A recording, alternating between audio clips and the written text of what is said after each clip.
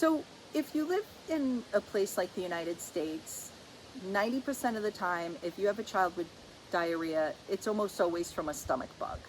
We don't tend to have those conditions in the United States that can be more serious red flag causes of diarrhea. So, it's rare. So if you've got a child with diarrhea, you can be assured that it's most likely a stomach bug. Sometimes it could be a food intolerance or a food allergy, so you kind of want to keep that in the back of your mind, especially if the diarrhea lasts for more than 2 weeks. Even if it lasted for more than a full week, then I would probably want to seek some medical advice to make sure it's not something like a food intolerance. But with a food intolerance, you would probably notice it and it would last longer. But if your child seems perfectly fine and then all of a sudden they have diarrhea, it's usually a stomach virus. And it usually only lasts a couple of days and then it resolves on its own. With children, they tend, with these stomach viruses, the most common pattern you'll see is they'll have vomiting for about 12 to 24 hours. And then once the vomiting subsides, it'll transition from vomiting to diarrhea as the virus is moving lower passing through the system. So when you first get a stomach virus, it's in your upper GI tract, you're going to get the vomiting. And then after it moves a little lower to your lower digestive tract, the vomiting will slow down and stop, but then the diarrhea will start. And then of course, if it's vomiting, you're going to treat with only clear liquids. You're going to give only small amounts of clear liquids. If your child's thirsty because they've been vomiting and they want to gulp a whole 6 ounces of coconut water, it's going to come back at you. So the hardest, sometimes the most frustrating struggle with a child that's got a stomach virus is holding them back from doing what's not going to help in the long run. Like, okay, I know you're really thirsty and I know you really want to drink this whole glass of coconut water, but you can only take 2 ounces and then you need to give yourself a break. And then 15 minutes later, okay, you can have another 2 ounces. Sometimes it even gets so severe that you're only giving like a teaspoon every 15 minutes. But you'll find that there's a certain amount they'll hold down, but if you go above that amount too quickly, they'll throw up again. So it can be a very tedious process, but that's how it works. And of course, if they're vomiting, no food, they need gut rest. Now, once you've passed through that vomiting phase, the good news is the vomiting is stopped. The bad news is now you're dealing with diarrhea. And with diarrhea, you can start feeding them, especially if they're hungry. And sometimes the types of foods that you give them can be part of the treatment. You may also see other symptoms because it is a virus. You may see some low-grade fever. Sometimes it can even be a high fever with something like norovirus, which is a common late summer virus. They call it the cruise ship virus. It's often, that's just the time of year that you see it, and it's very, very contagious. That's why they call it cruise ship virus. But if it's late summer, you got high fever, vomiting, diarrhea, it's probably norovirus. But sometimes it doesn't matter what the name of the virus is. You're going to treat the child, not the disease. You're going to treat the symptoms, not the cause you're dealing with. So, that's for that. And I mentioned coconut water because coconut water is my favorite go-to rehydrator because it's the perfect balance of electrolytes, sugar, and water. So coconut water is great to have on hand for that. If you want to use Pedialyte, that's fine too. Coconut water is kind of like natural Pedialyte. That's why I mentioned that.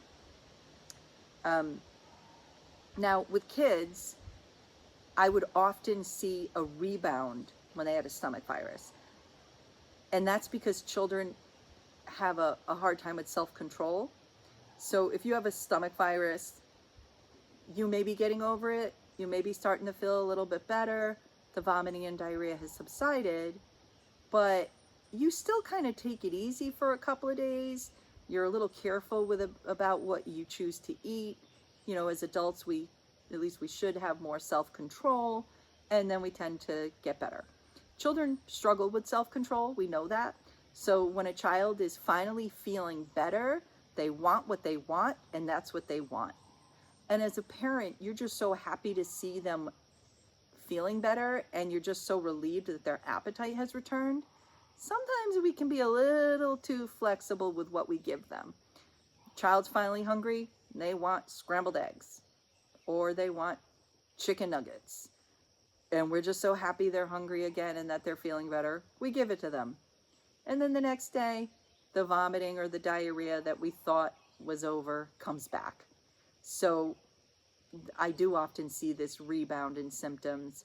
And then they, it's not a big red flag. It's like, okay, have you been giving them maybe some eggs or some chicken nuggets or some things, some bacon, some things that maybe they're not quite ready for? Very often the parents would admit, yeah, I was just so happy to have them eating. So I'd say, okay, before we're going to worry and panic and think this is a red flag, let's try another couple of days of letting them eat, but being very careful with the amount and what they eat. And then usually they would just get better from there and the symptoms would resolve for good. So that's where, yet hundreds of thousands of examples of where being a parent is really hard sometimes. Now, when I talk about food, what foods am I talking about? You'll often hear the BRAT diet, which stands for bananas, rice, applesauce, toast. I prefer to talk about it in terms of the beige diet. So things that are beige, bland, bready foods, things like pasta, things like rice, bananas, bread, toast, things like that. So, and you want to just give small amounts. That's why chicken noodle soup or chicken rice soup is such a good go-to. A little bit of toast, some crackers, bananas are good, especially for diarrhea. And the A is in there for applesauce because applesauce is very good at treating diarrhea. It's the pectin that's in the apple peel is the ingredient that helps bind the stool.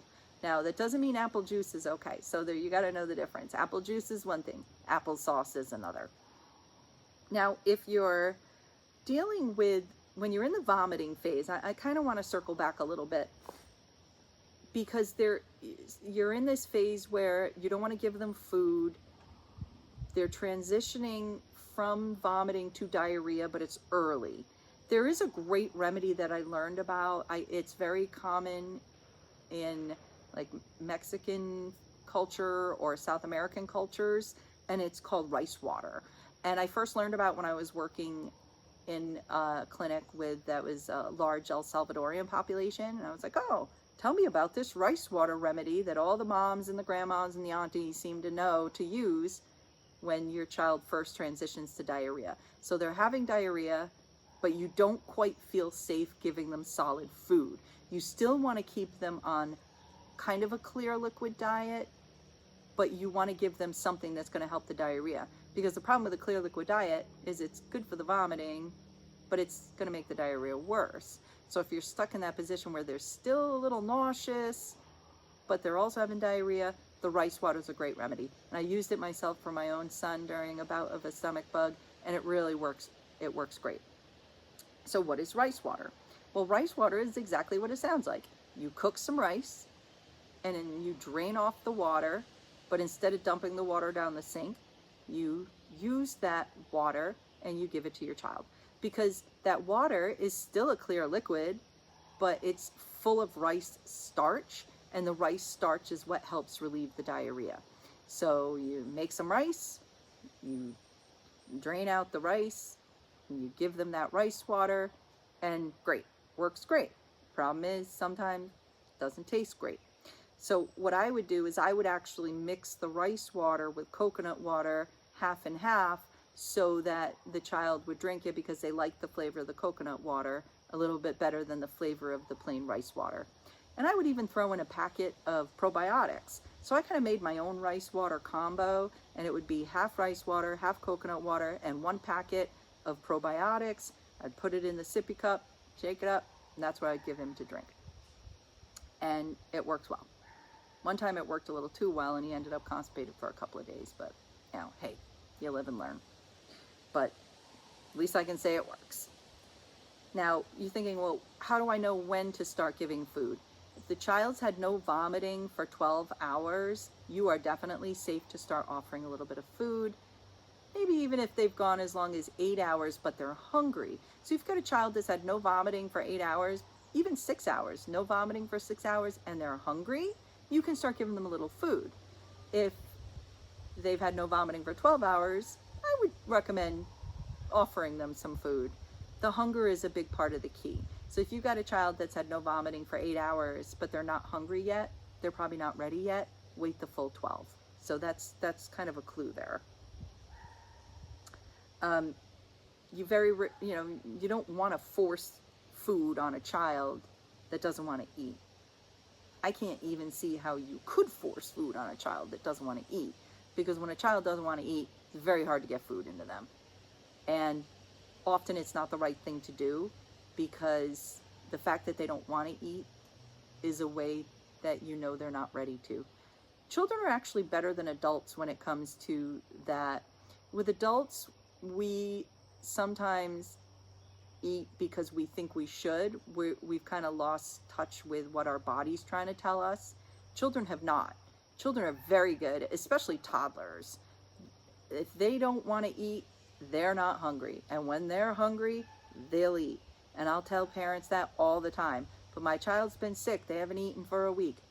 That's okay. As long as they're staying hydrated, when they're ready to eat, they will be hungry. If you push it too soon, then it's not going to work out. So that's always a good sign, is, it's a good guide to have, is if they're hungry, okay. If they're not hungry, I would think twice. I would be very careful about offering them food.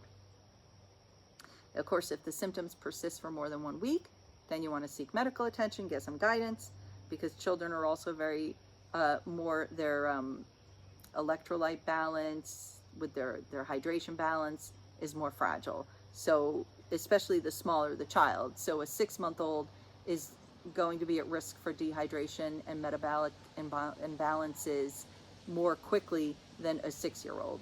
And a 6-year-old is going to be more at risk than a 16-year-old.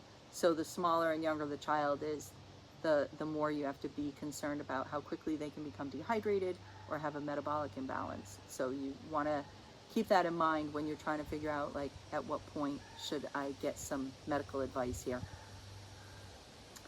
Now, nausea and vomiting, this is kind of going back to maybe colic or even an older child with a stomach bug, but it's more with the reflux. Parents will say, well, how do I know the difference between spitting up, that's normal, and vomiting? So just a little clue here, a little parenting pearl. Spitting up dribbles down the chin, vomiting goes over the shoulder, because usually you're holding your child. So if they're vomiting, that vomit is projectile, it's going over your shoulder. If they're spitting up, it's dribbling down the chin. So how can you tell the difference between spitting up or vomiting? Look at their chin. If it seems to just be dribbling down their chin, it's spitting up. If it seems to be going out, then it's vomiting. Again, these parenting pearls, they're not 100%. They're just guidelines to follow, but nothing's 100%. So what are some symptoms for the nausea? Let's talk about that. Let's shift to just nausea. Ginger is probably the most well-known remedy for nausea, especially, pregnant women who have morning sickness and there's not a lot of medication, if any, that you can take. Ginger has been the best friend for many women that are pregnant dealing with morning sickness. It also worked great with children, because if it's safe enough to give to a pregnant woman, it's safe enough to give to anybody.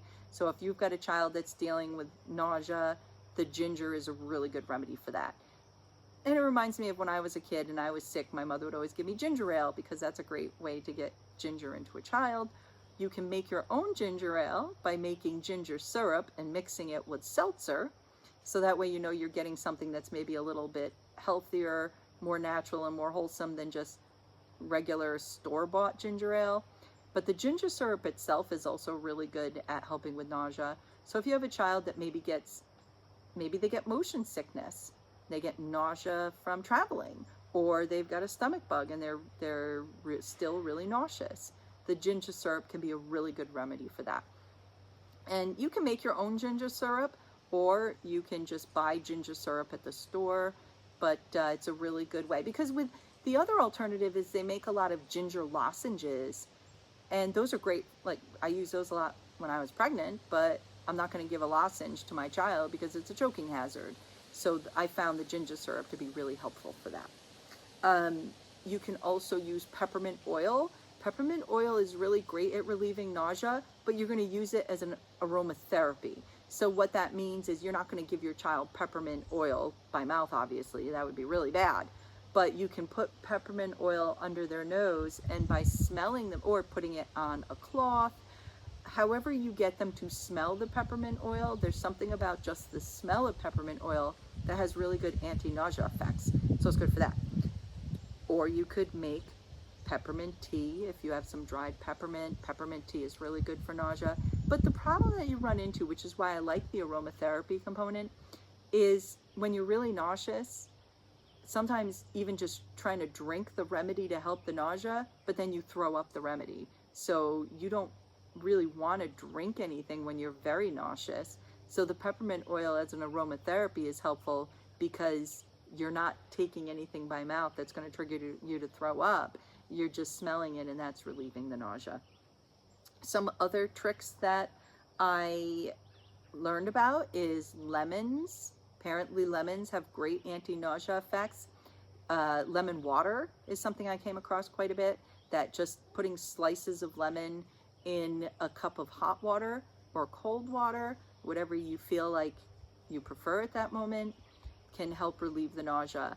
I found that on a lot of postings about remedies for pregnant women that have morning sickness, in addition to the ginger, the lemon, or adding lemon juice to your ginger tea, or adding lemon juice to your ginger syrup.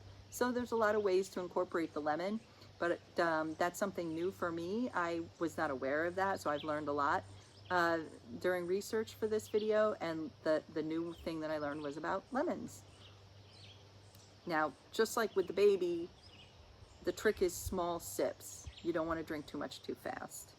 Apple cider vinegar also came up quite a bit as a remedy for nausea and vomiting, which really surprised me because I imagine that if I was feeling really nauseous, the taste of the apple cider vinegar would put me over the edge. But everything I read said that surprisingly it helped relieve it. So if you're feeling really nauseous, or if your child's really nauseous, get them to take a teaspoon of apple cider vinegar. That might really help with the nausea. Or putting a teaspoon of apple cider vinegar in some hot water, maybe with some lemon, maybe with some honey.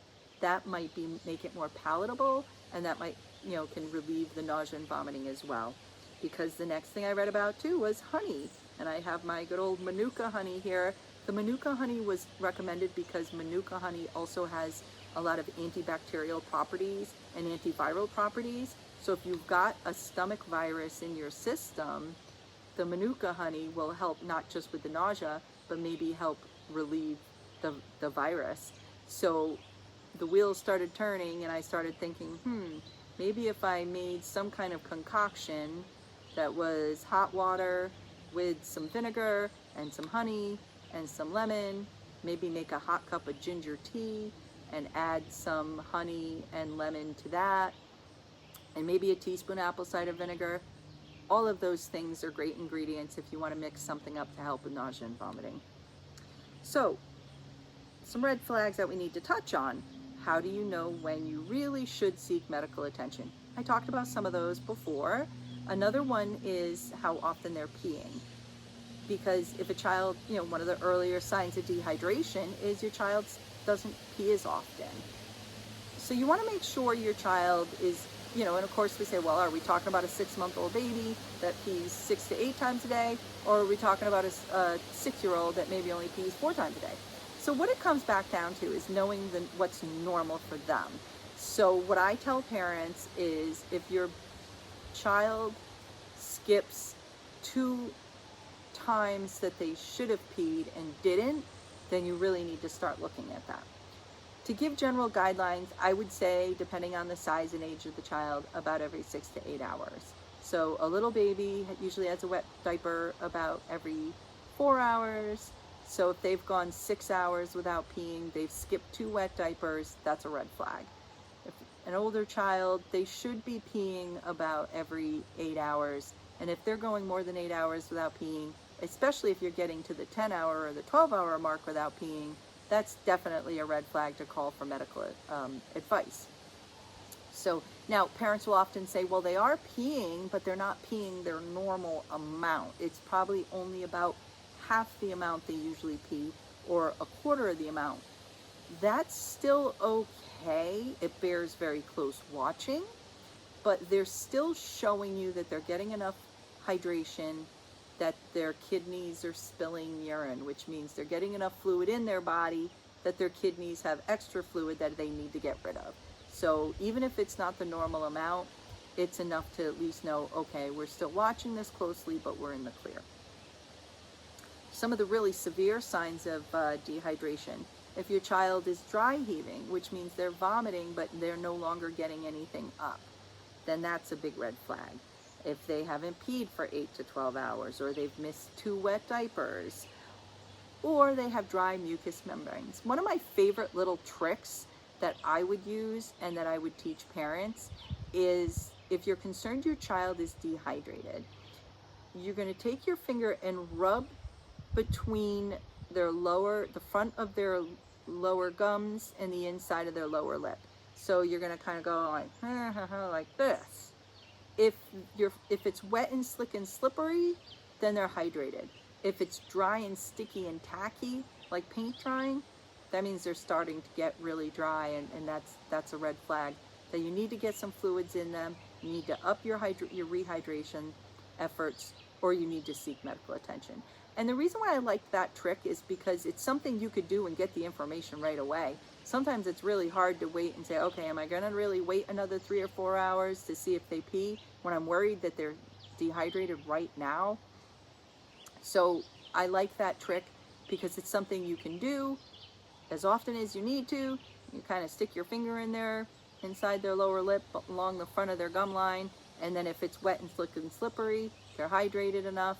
If it's wet, if it's getting tacky and sticky like paint drying, then you know that they're starting to get dehydrated. So it's a good trick to use.